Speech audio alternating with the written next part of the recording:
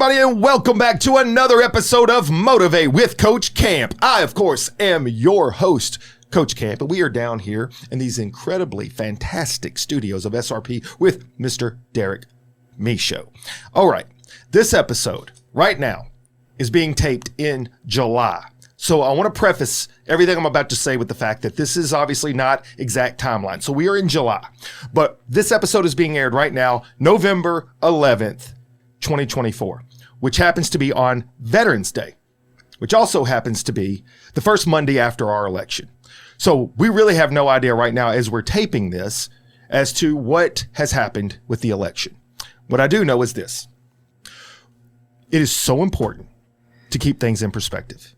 It is super important to remember our past and know where we've come from. There was a quote once that said, we can't know where we're going if we don't know where we've been. And one of the things that I like to do during the month of November is highlight our veterans. And if you remember, last year in 2023, we had World War II veterans, Mr. KT and Mr. Olin, along with Miss Diane. They came on the show. And so this year, I wanted to highlight our Vietnam veterans.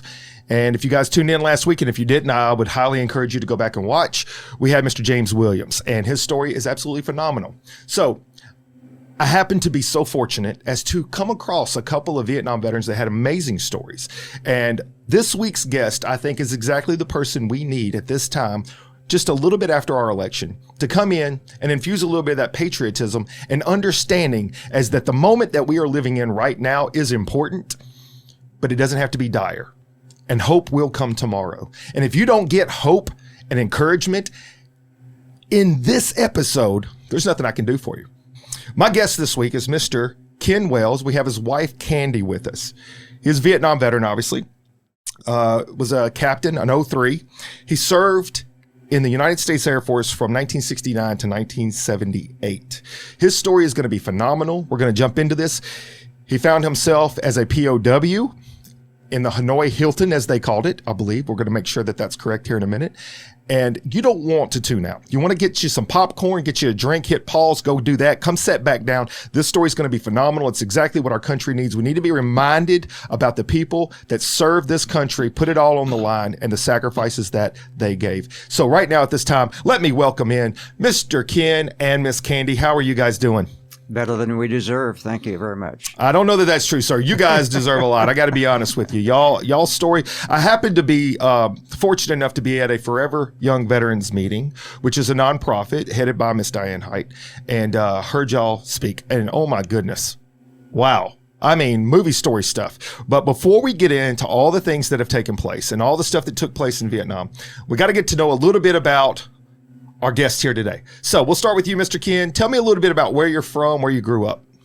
Well, I grew up on a small dairy farm outside a small town called Ridgefield, Washington, a little bit 50 miles north of Vancouver, Washington. Small dairy farm. We milked 20 cows. Whoa. And 65 acres of land that supported the cattle and us as a family. How many brothers, sisters do you have? I have one of each, older brother, 7 years older than me, and then a sister, 4 years older. So I'm the baby of the family. Did they work you less? Spoiled one. You spoiled one? One that got picked on by siblings. But no, we had an awesome family, and I could talk for an hour or so about my parents and what they mean to me. Great role models. Yes. Yeah. Very much so. Blue-collar workers, I imagine. Yeah, so actually grew up on the same dairy farm that my dad grew up on. Oh, wow. So it's passed down. Passed on. Now it's covered in about 75 homes out there. But panoramic view of Mount St. Helens, about 40 miles away. It's beautiful up there. Yeah, and also Mount Adams and in Washington and Mount Hood in Oregon out our kitchen windows. So wow, beautiful place. And now you're in Mississippi. Tennessee, well, we're in Tennessee. You live in Tennessee, right? Yeah. Yeah, and I retired from Northwest Airlines in 2005. We were living in Sarasota, Florida. And once we retired, decided we need to live a little closer to some kids of ours. Our son happened to live here in Germantown, Tennessee. So we moved here 19 years ago and now we also have a daughter that lives here. She has 3 kids. Our son has 4 kids. So 7 of our 9 grandkids live within 2 miles of us. And that's why we're here. Yeah. In Tennessee. And no mountains. No mountains. No mountains. It's too flat here. But so is there someone still on the farm? No, it's been sold. It was builder bought the property from my parents and built 75 homes on it. So yeah, the dairy farm is no longer. Yeah. No longer dairy farm. I have 1 cow. It's called Wishing Wells Estates. They took the Wells from your last name. And that's awesome. Well, I have 1 cow, and it's not a dairy farm cow. This is just a regular old yard ornament. So there's that. Miss Candy, where are you from? I'm also from Washington. I grew up in Central Washington, which is probably most people don't think of it this way, but it's like desert area. I would not. And there was an Air Force base, so there was a lot of the population there was changing all the time.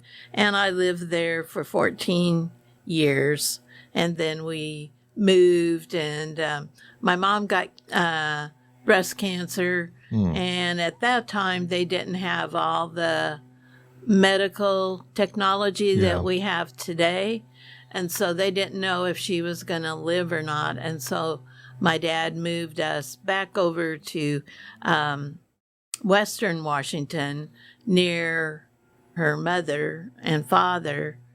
And so I went my senior year, had to change schools, which tough. was a bummer. Yeah, I bet. And but my mom lived many years after that. So anyhow, the cancer never came back. And I have 2 brothers. I'm the oldest. Oh, so it's flip. So Mr. Ken's the baby. You're the oldest. Well, that's got to be an interesting dynamic in itself. That's right, because big sisters know best. Well, I've heard. But I had 2 brothers, and my brother Rod was 4 years. We're 15 months apart, so we're very close. We're very close as kids growing up, and we were in our teen years. We double dated. We just clicked. Our personalities alike. My other brother, Greg, we do not click, but he's what's still the age living. difference? What was the age difference on that? 4 years between. And my brother Rod served in the Army Security Agency in 1970. And then March of 71, he was declared missing in action. And 2 months later, in May, my mom and dad got that phone call, I guess I did too, about Rod being killed in action. Nobody recovered. And it happened to be the same day I had just found out that I was pregnant and expecting our first child. And so I was reaching for the phone to call my mom and dad because I knew how excited they would be. This would be their first grandchild. And the phone rang, and it was my dad telling me about Rod. And you said 1971? Yes. So in 1971, you're already married. Yes. So let's take it from there on the front end. So how did you guys meet then? We met. Because I'm assuming. Better tell us it. It was a blind date, but Yeah. by mutual, by a friend. I knew the wife, and he knew the husband. And so the husband had lived across in the same dorm, but across the hallway from Ken. And that's how they were acquainted. And the wife, we worked together. So, and she asked me if I would like to go to this party. And I said, sure. So we went and met. And how old were y'all? at that time? 20. Y'all were older then. I was expecting you to say like 16. It was the final quarter of my senior year at the University of Washington was when we met. So in April of 69. So you guys meet at a party, and is it love at first sight? Yeah, kind of. Kind of. Yes, for me. Yeah. But I sort of thought, I thought he was kind of a snob.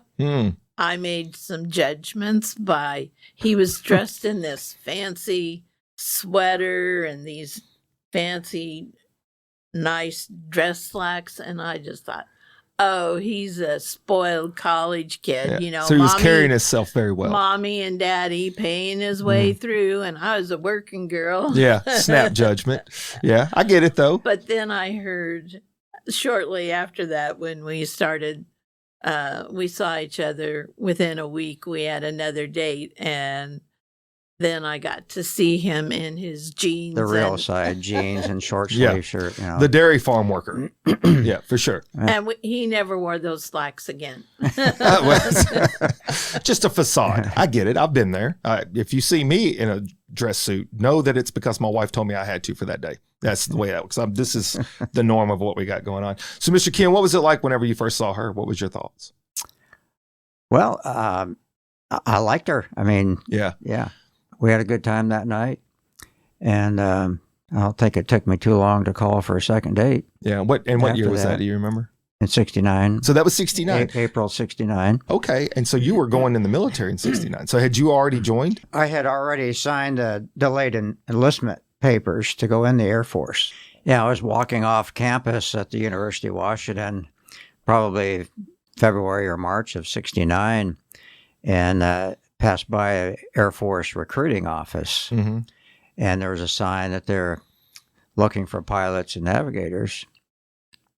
And I was getting my degree in aeronautics and astronautics, engineering degree, but I wanted to do something a little more exciting than just being an engineer. Yeah. So I thought, well, rather than design airplanes or spacecraft, maybe I could fly them. Fly it, yeah. It's a little more exciting. So I jumped into the office there and talked to the recruiter, and next thing I know, probably a week or so later, I'm taking the pilot's exam to get into the Air Force, and passed it, and went ahead and signed up to go in that summer. I had to have my bachelor's degree in order to qualify to go in. To be an so officer, I had another couple months of school to finish. And then it was in April when we met, so I was already planning to go in. So she knew what she was getting into. It's a lot of life was happening. A lot of life. Yeah. Yeah. So prior to that moment, had you thought about going in the military prior to passing by that sign? No. I knew that the field I was going into was I wouldn't have to go into the military unless I volunteered to. It's just that on campus at the University of Washington, I worked at the aeronautics lab. We had a wind tunnel there. And most of the work we did was for Boeing. And I'd see Boeing engineers would come in and bring their aircraft models for the test section of our wind tunnels. And kind of got the impression after a while that some of them weren't real happy in their jobs. So I thought, maybe I want to do something a little more exciting. So that's when I started thinking about getting into flying. And had you ever flown before that? Had never flown before. Wow.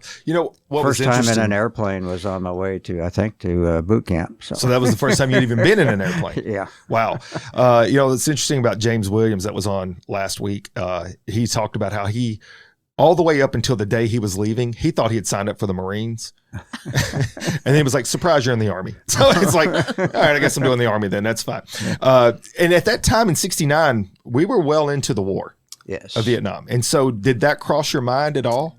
Not really. Okay. I guess I was pretty naive about where I was going, what I was getting into, where I was going. I just wanted to fly airplanes. And once I got into the military, I loved it.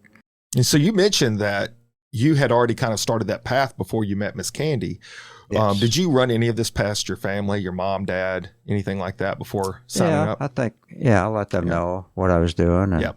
And my brother, who's 7 years older than me, he had served 4 years in the Air Force. Okay, so he was already in there.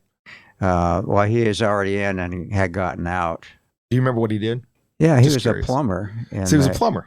In the Air Force, as enlisted man, and spent a lot of his time in Alaska thawing out pipes and chasing moose off the runways. And yes, I had a cousin that was stationed in Alaska, and they had moose concerns all the time, the freezing of stuff. Absolutely. So I asked that question because, what you may not know, I was in the Air Force, and when I went in, it was just a spur of the moment. I'm driving down the interstate, and I'm like, you know what? I'm going to the MEP station. I think I'm going to go in the Air Force. And that's what I did. Never even mentioned it to my family, my friends, nothing. It was just spur of the moment. I think I'm going to do this. I did it. And then I tell them after the fact, they were not as supportive as I thought they would have been. They were not so happy that I was going in the military at that time. But it's your time when you're going in, we're at conflict. And your brother had already been in and now gotten out. So clearly there was some understanding to military life, at least on a small scale, not to where you're going, but a little bit. I mean, you had an idea of it. And so when you sign up, how long is it from the time that you meet Miss Candy to the time you go to basic training? Okay, well, we met in April. Mm-hmm. And I was supposed to go in July, and I came down with some kind of stomach thing in July, had to delay it a month. So I actually went in August of 69. And I should probably let her tell the story, but we got engaged the night before I left for officer training school. Are you serious? And so I leave. We get engaged on the 15th of August. I leave on the 16th of August to go to officer training school. 3 months later, I come back on November 13 with my second lieutenant bars with my commission. And 2 days later, on the 15th of November, we get married. So that was perfect for me to be away the whole time. I didn't have to do any of the planning for the wedding. Great point. Candy had to do it all. You want to talk about this for a minute? Because this obviously this was a time span. And actually, you know what? I'm going to put this building block here right now. Because obviously I didn't know this part about the story. I think this does it's like a premonition as to how strong of a woman you had to be, how much of an individual you had to be independent of. You had to be able to take care of things. And that's going to play big as the story gets a little further into this. But tell me a little bit about those 3 months of you prepping. Well, I want to backtrack just a little bit. When we started in April, and I knew that he was going into the Air Force. So I only knew that I was going to have 2 months with this guy. Mm-hmm. And so my heart was breaking. And so this one night, he lived in this huge house. They had like 7 bedrooms that 7 guys lived in, and they took turns cooking and all that. Well, I went over after work to see him, as I usually did. Because I didn't have a car. Because I had the car, a new one. And anyhow, they're eating dinner, and I'm just sitting there reading the newspaper, and Ken says, "Candy, would you come up to my bedroom? I want to talk to you about something." Oh, dear. My heart was just breaking, and I just was praying, be strong, don't cry, just let it go. So, because I felt like he was going to, in other words, tell me goodbye. Yeah. That was what this was your Dear John moment. Yeah. Yeah. And I knew it was coming, and I was just wanting, be strong, And so I go up and sit down in a chair, and he says, I've really enjoyed dating you. And I said, well, I've really enjoyed dating you too. He says, I would like to continue seeing you. And I said, what? And he said, yeah. So we continued to date through the summer. I would only see him on weekends. I would drive about 2.5 hours south of where I lived. I lived out of Seattle, so I would have to drive about 2.5 hours to where his mom and dad lived, and I would spend the weekend with him, and we just had a good time. But I knew he was supposed to leave in July, but then he got sick and that didn't happen. So then his next date was August. So give you a little bit more time. Well, this Friday night, he picked me up at work. I don't know how, but he had my car.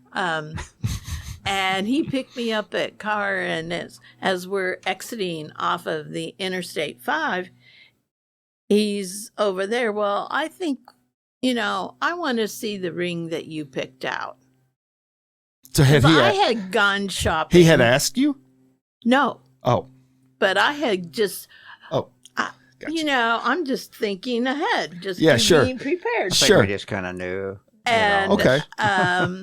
So we go to South Center Mall, which was the huge one then, and I go to the jewelry store and it's showing, and he then picks it out, and he had borrowed money from his brother to buy my ring. On the spot. Mm-hmm, and gave it to me. Right then? No, the next that day. part of our lives is a little fuzzy. Yeah. Well, you had a lot going on. I think that's fair. Or something. And so then he gave me my ring on like a Friday because on Saturday he was leaving from the airport, and he couldn't stay at our house. They made him go downtown and stay at the Y. And so he had to, be bussed in from Seattle. And so my dad knew that I was nervous and everything. And anyhow, my alarm didn't go off. I was running late. And of course, I wanted to be really cute, and I had a fancy, cute little dress on and my hair and everything. And my dad said, "Sis, don't worry about it. Just you get dressed, I'll drive you." So my dad drove me to the airport, and we met Ken, and then his mom and dad are there to say their goodbye. Back in the days when you could go to the gate. Sure. Yeah. And I had these little white gloves that came to here. So I whisper in his ear, "Have you told him?" He says, "No." I'm like, "Tell him, Yeah. that wearing it." So I waited and I waited. He did not bring it up. Finally, I take my gloves off and I stick it out. And you're about to get on an airplane. Yeah. Yeah. That's perfect timing, Ken. I got to be honest with you. You're a very sly young man. You can see It's like, so this is happening, and I'll see you guys later. I gotta get on this by plane. the way, yeah. I engaged. By the way, we're engaged. Here's my boarding pass. Yeah, got to go. Sorry. So that's how That's his hilarious. mom and dad found out, and I just was. So that is pretty funny. And what were you just a little nervous about mentioning it to him? I guess it makes sense. I guess. It makes sense. Nervous You're a young about guy. the whole experience too. Yeah. So we actually were able to date about 4 months, and then separated 3 months during officer training school. Of course, we could talk, on the phone, but and then 2 days later got married. So you come back, you get married, and what that was November 15th of 1969. got married, huh? And then what's the timeline before they're like, "Hey, Mr. Ken, we have an assignment for you"? Well, that was it. We went on our honeymoon 2 days and went, but when we got back, we loaded up a U-Haul trailer to the back of my car, and was just I had a bedroom furniture that my mom and dad said, you can have this, and we had an old TV and that, and I don't think he had much but clothes, but we then left immediately and went to Big Spring, Texas. Okay. So that's your first assignment. Pilot training. Okay. And how long is pilot training? It's 12 months a year. So it started on December 12, and I think it ended December 12 the following year. So you guys come back, you get married, and then boom, you're out of here. Yeah. You're on your way to your first assignment. So really the first time she had been away from family. But that was a big step too, yeah. And so for the first year, it's training. It's probably pretty normal life, I would imagine. You go, you do your hours, you come home, you're home probably through the evening or weekend. A lot of academic time in classrooms, and then typically half of the class would have academics in the morning, flying in the afternoon, and the other half of the class would be the opposite of that. Okay. So after that first year. Very, very intense. This is training. Like 70s, right? 1970? Yeah. Well, December of 69 to December of 70. Yeah. So you're almost into 1971. Now, the point that this is going to be relevant is the fact that at that time, Vietnam, if I'm not mistaken, we were on the backside of it at that point. You don't know when it's going to end, obviously, in the 70s, but I think it kind of started to fade off about 75, 76. Well, what happened in October of 68 was President Johnson ordered a bombing halt over North Vietnam. So we weren't even allowed, or the military at that point wasn't even allowed to fly over the country we're fighting, North Vietnam. So that happened in October of 68. Now, a year later is when we meet and start pilot training. So, and that lasted over 3 years. So that's while we're in training that's going on. So the politicians were already running the war at that point. And then toward the end of your pilot training year, then you find out you put in a bid for what aircraft you want to fly, and what was that for and you? I wanted fighters. Yeah, it's exciting. And specifically wanted the F-4 Phantom. She didn't quite know exactly how I bid until later, but she was hoping I would get in the trainer, be an instructor. Were you pretty aware of the different types of planes and Yes. jets, I would imagine? Oh, definitely, because we lived in a little trailer, mobile home in Big Spring, right on the overrun of one of the runways. Of the runway.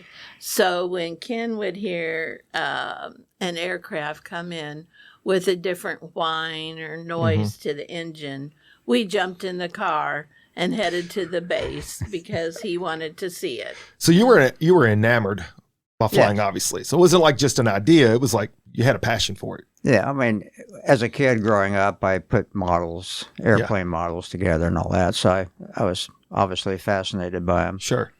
And especially the fighters. Yeah. And so by the end of our pilot training year, you got to choose what you wanted. And the list came out maybe 2 or 3 weeks before graduation, what it was. And I got the F-4 Phantom. You did have to be in the top of our class in order to get the F-4. Well, 6 months prior to that, halfway through our pilot training class, if you got an F-4, it was to the back seat. And you had to fly the back seat for a couple of years before you upgraded to the front seat. Well, in our last 6 months, they started trickling down with a couple airplanes per class of front seat assignments. And then by the time we actually had 5 F-4s assigned to our class that were all front seat assignments. So I was in hog heaven to think, here I'm a brand new, almost not even a first lieutenant yet. And you're in the big dog seat. To the front seat of probably the best fighter in the world at that point. It gives you a lot of confidence, I would imagine. Yeah. So I was pretty excited about that. I don't think she was too excited about it because she was hoping I would choose maybe the T-38, which is supersonic trainer, the last trainer that we flew in pilot training, and be an instructor and stay stateside. But that's not what I had in my mind. I wanted him home every night. I think that's reasonable. Yes. I think that's reasonable. And I think I was still kind of naive about the Vietnam War. Well, yeah, odds are pretty good you're going to be going to Vietnam, but I don't think that really registered. I just wanted to fly a fighter. Yeah. So the danger wasn't as real, obviously, to And a then point. once I got to the F-4 training, that was 6 months long in Southern California. Did you get to go with him on that? Yes, we went to Victorville, California, the Okay. Mojave Desert, another, Georgia Air Force Base. and went through F4 training. And while there, I got pregnant. And so what year was that? 71? 71. So in 71, y'all have now been married a couple years, a few years. Well, a year and a half. One. Year and a half. And you've now prepped yourself all the way up to F4 training. You're ready to rock and roll. And you get word that you're pregnant. First baby. Yes. And then when you're assigned to an aircraft, then you can bid where you want to go in that aircraft in your priorities. Well, I put Europe first. Okay. Hoping to maybe get, or actually stateside, and then Europe, hoping to get a little more experience before going to Vietnam. But my first assignment was actually to Southeast Asia, to the Vietnam War. So, and that just kind of, you didn't have a choice necessarily. You may have put in a dream sheet, but they get to choose where you're actually going to go. Correct. And what year or what month was that you were told that? Well, probably this summer of 71. All right, so I'm putting together this timeline because all of this is going to be very relevant. So we're going to stop it right there for a second when we go to our break, because I want people to understand when we get back from this is that moment where you're leaving, you're going off to Vietnam, and there's a lot of unknowns. And it sounds like to me, to an extent, maybe the severity of what the war was at that time may have been a little bit lost on you. You understand that it's still war, but you're thinking about flying a fighter jet, and you probably feel very confident in that because you, as you mentioned, you come out, you're immediately in the front seat, you're getting to fly the jet that you wanted. You're getting all these things kind of go in line with you. So you're excited about that. Clearly, Miss Candy, you've proven your test of mettle in life, doing the things you've done. I wouldn't even say going along for the ride. I'd say that you were navigating you were in the front seat of your fighter jet going along. And now here you are. The moment comes, you're getting the orders, you're about to go to Vietnam. And when we come back from the break, we're going to get into that, what takes place, where you end up finding yourself in a not so great moment, probably, that changed a lot of things in your life, and then what that was like for you. So we will be, if we could backtrack, and I could just say what happened during that, when I found out I was pregnant, what we decided to do. We will absolutely hit on that. But I want my viewers to come right back after this break, because that's what you got to check out. Right back. A great opportunity awaits. The Motivate with Coach Camp podcast is now in its second season, and we are excited to say that we have listeners all over the United States and in 19 countries. If you have a company and you're interested in some very affordable advertising while at the same time supporting a great cause, please go to motivatewithcoachcamp.com and fill out that sponsorship page, and we'll get right back to you. You can support the podcast through donations on Venmo at Motivate with Coach Camp. Thank you to all the listeners and guests who have blessed this podcast with their engagement and involvement. All right, welcome back, everybody. Right before the break, we had talked about how Mr. Ken and Miss Candy, they've been married for a little while, about a year and a half, and he's finished up his F4 fighter training. Now he is about to get his assignment. He looks like he's going to go over to Vietnam, and Miss Candy is finding out that she's pregnant. So she was going to add to that story. So Miss Candy, please. Well, as you say, we found out that I was pregnant, and Ken had his orders to leave. So we decided that I would live at home with my mom and dad, and they could help me take care of the baby. Mm-hmm. This is, Ken was leaving October 31st, 1971. So it's an easy day for me to remember. I would think so. And so, anyhow, we had 30 days leave before he actually left. So during that time, we went shopping and bought all the nursery stuff that we'd need for an infant, for a new baby. And Ken got to learn how to put the crib and everything together. So you didn't get out of those duties. Oh, yeah. And that was kind of fun, having him be a part of that. And so But then came, the hard time when he had to leave, and that was very difficult. And so from there, then I'll let you go on and ask more questions. So did you go up to Washington? Was that where your family? Yes. So you went back to Washington. I went back to Washington. And so you get your orders. You get up to the base. You leave out on October 31st. Where did they send you to exactly? Yeah, well, we had to depart from Travis Air Force Base near Sacramento. Okay. And so my brother and I drove down from Washington down to Travis to see me off, actually, and then drive our car back. Actually left out on November 1st. Mm-hmm. Flew out of there by way of the Philippines for jungle survival school first. How long was that? That was about a week, 7, 8 days. And it was actually the 9th of November when I got to Udorn, Thailand. Okay. Udorn Air Force Base in Thailand is where I was assigned to the 13th Tactical Fighter Squadron. And so it was November 9 when I arrived there. So you show up, and what's the atmosphere? Can you tell me a little bit about what was going on? Well, for me personally, probably still the war hadn't sunk in. I just knew I was flying this great fighter and would be in a squadron of pilots that were experienced and knew how to take care of me and lead me along to get to where I needed to be. So clearly at that moment, y'all were doing missions. Yes. Y'all were back to doing missions and stuff. Yeah, we had 4 familiarization flights, they call them, where I flew with an instructor in the back seat just to kind of get used to what was in the area. A lot of our missions were in Laos, and I don't think I had any missions in Cambodia, but most of mine were in Laos. And so the first 4 missions were with an instructor just to get familiar with the area, and then started flying combat. So at that time, were you able to communicate very regular back home? Not really. Was it mostly handwritten notes? Yeah, I think I wrote just about every day, a lot of letters, and it probably took 2 weeks, for her to get them.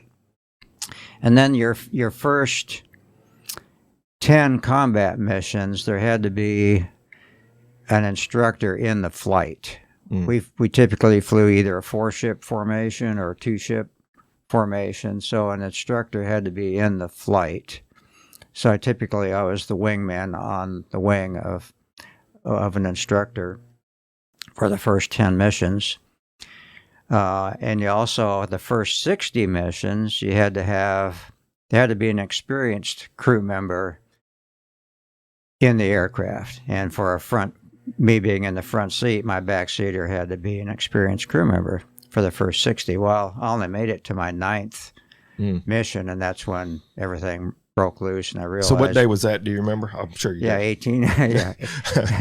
To a point of the moment. In fact, Candy has my POW bracelet on her hand with the date on it. It's 18 December of 71. Okay, wow. So you're taking off. You've only done 9 missions.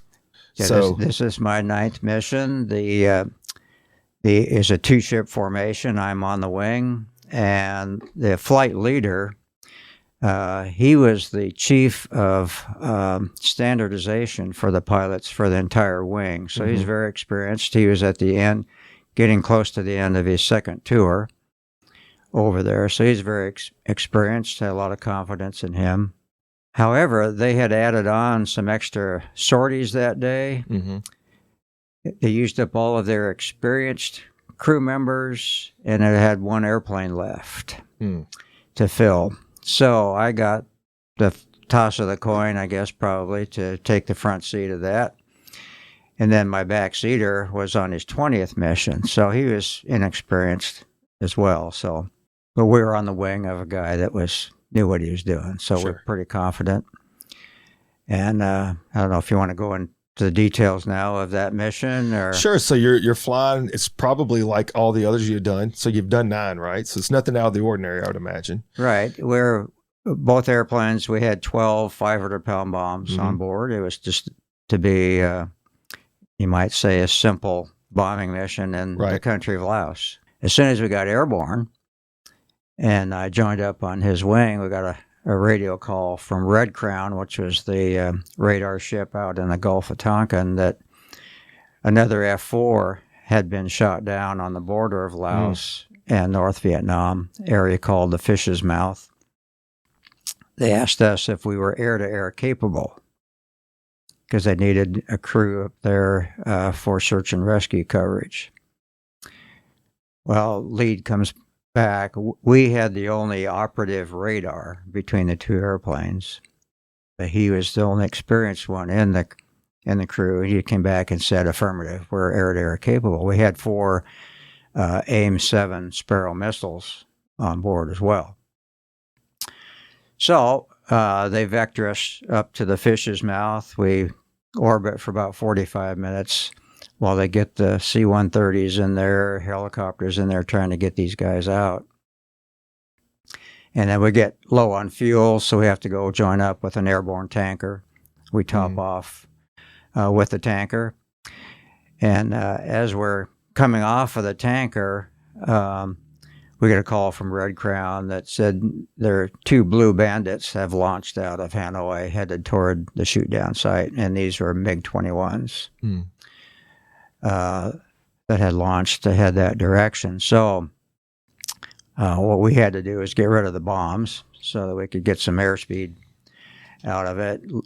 Lead saw a target he had hit the day before, got approval from control center to drop our bombs on that same target again. So he rolled in, and I followed him maybe a half a mile behind him so I could drop on his smoke. Yeah. And we got rid of our bombs. He pulls out of his dive, and in the climb, he calls for full afterburner,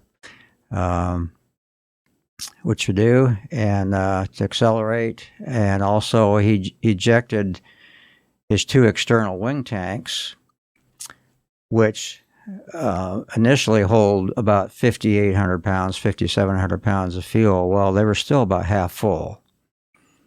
And so he ejects, they're limited to Mach 1.6 on the airspeed. So he wanted to get rid of that.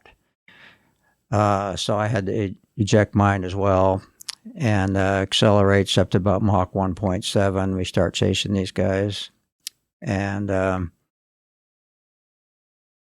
full afterburner in the F-4 burns 1,000 pounds per minute. Once you eject your external tanks, you have 12,000 pounds of fuel. So you have 12 minutes of fuel in full afterburner. And so long story short, we chase these 2 MiGs across North Vietnam. They go up into Red China. We turn around at the border, very low on fuel, and trying to get back to a tanker or get back to our base. And we get jumped by 2 more MiGs on the way out. And at that point, did y'all have any weapons left? We still had the Sparrows, the missiles, on board. But now we're just trying to get back on the ground or get to a tanker. And we end up running 2 perfectly good F-4s out of fuel. And have to punch out. So let me ask you a couple questions about that. Sir. So clearly they can train you on a lot of stuff, but the ejection, I've only read, because I've never ejected from a plane. I've never even been skydiving. What is that moment like when you realize you're about to pull this lever and you're going to get fired out of this jet that's traveling at however fast you're traveling at that point into the sky? Yeah. Well, when we ejected, we were at about 5,000 feet altitude and 300 knots airspeed. The fuel gauges read 0, but the engines were still running. And I don't know if my pilot training instructor had a premonition about what I was going to get into a year or so later, but he said, if you ever run a jet out of fuel and have to eject, be sure you eject before the engines quit, because if the seat malfunctions, you have a little more time to get out manually. Wow. So I thought that was pretty wise. So We did that. The gauges read 0. There's a handle in the back seat that the back seater can rotate where if one person pulls the handle, it ejects both of you, or you go individually. And we were set up, since it was a controlled situation, to have Lee Hildebrand, my backseater. He was a major. Punch out first, and then I would go second. He said, I don't want to pull a handle. So he left it rotated so I pulled the handle, and then it goes through a sequence. His canopy goes, his seat goes, my canopy goes, and then my seat goes. And it's a good kick in the pants. There are 3 rockets on the Martin Baker ejection seat that kick in sequentially, so it's not a 16G immediately, but it graduates to 16 Gs acceleration up the rail, and it shoots you up about 200 feet above the aircraft. So if you were at 0 airspeed taxiing or just parked on the ramp, you can pull a handle and you get about 1 swing in your parachute before your feet hit. So it's a great system. We had confidence in it. There had never been a known malfunction of a Martin Baker seat prior to, or I don't know, even after that. But I think your life still passes. Sure. Did you pass out? Before your eyes? Yeah, during the acceleration of the seat. Can imagine. But just thinking about, okay, my wife's home. She's 9 months pregnant at this point, due within a week. On this mission. On this mission. Yeah. Wow. And so I guess those things went through my mind before I pulled the handle. And just hoping I'd get out. So you realize that you're in as dire a situation as you could be. And ejection, there's no guarantees in an ejection that it's going to go well anyways, but it does. Yeah. And then as you're floating down to the ground, what do you see? What is your memory of that moment? Well, we were several miles in from the coast, near Haiphong, which is a port city, over the jungle. And so it just, once you get out in the parachute, since we were down so low, we were automatically in the parachute. If you eject above 11,500 feet, you actually ride the seat down with a little stabilizing chute. When you hit 11.5, then it kicks you out of the seat and your parachute deploys. But we were below that, so it all happened pretty quick. My helmet got stripped off of me. I'm not sure why I had it tight. And it's pretty quiet. Quiet up there, and I looked around and I saw Lee coming down, but I hadn't seen him movement at first. And it probably 30 seconds to a minute before I actually saw him moving.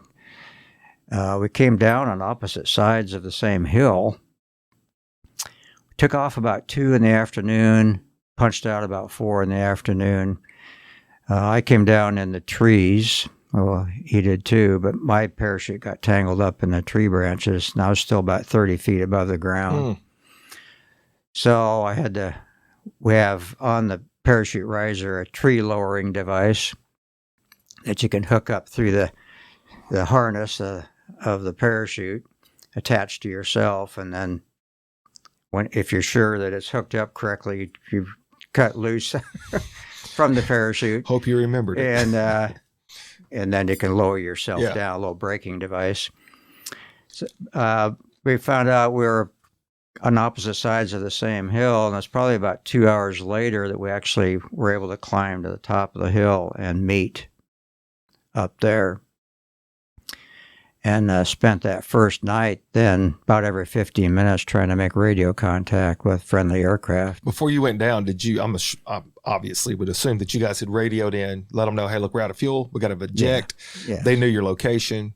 So you're hoping that they're going to send some Black Hawks in there or something. And when I called the lead aircraft, I said, we've got about 2 minutes or about a minute worth of fuel left. And he said, well, good luck. We're about 2 minutes behind you, punching out too. They were rescued the next day. Oh, wow.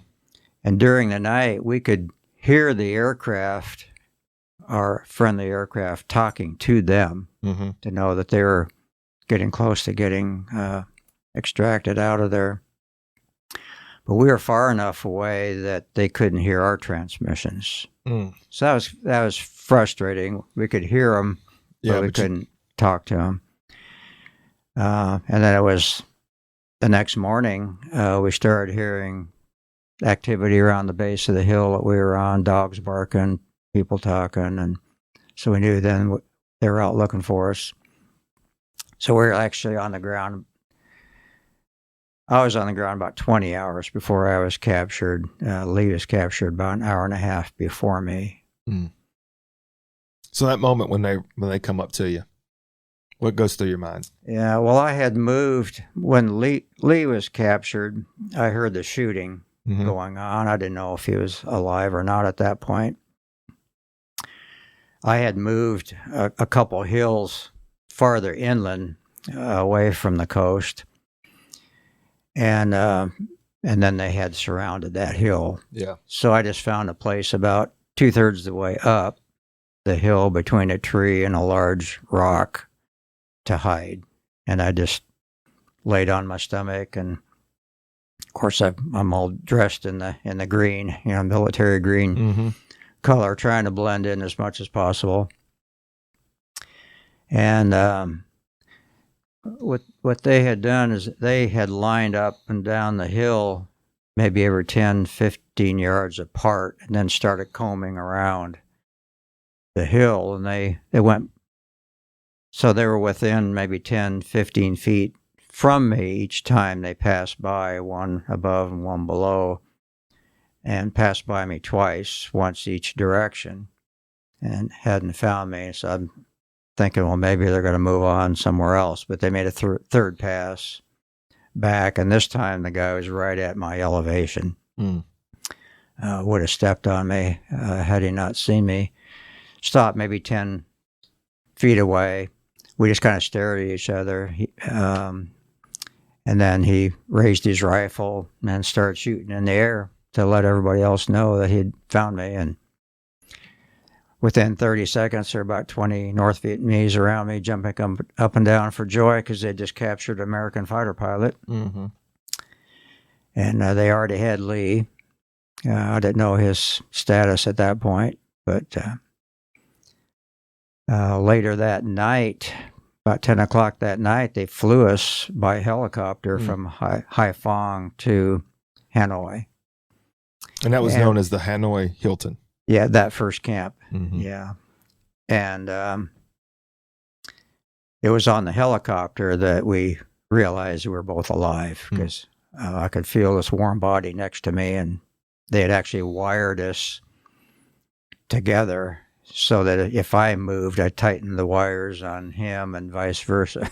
So I'm assuming they had y'all blindfolded. Yes. Okay, everyone, that is the conclusion of this first episode. Look, I know that you guys want to see what happens next. This is a two-parter, so please do not go anywhere. Come back next Monday to see the exciting conclusion of Mr. Ken and Candy Wells, how he gets out of the POW camp that he was in and comes back home, and then they put their lives back together. Again, thank you guys so much for tuning in. And remember this, go to my website, motivatewithcoachcamp.com.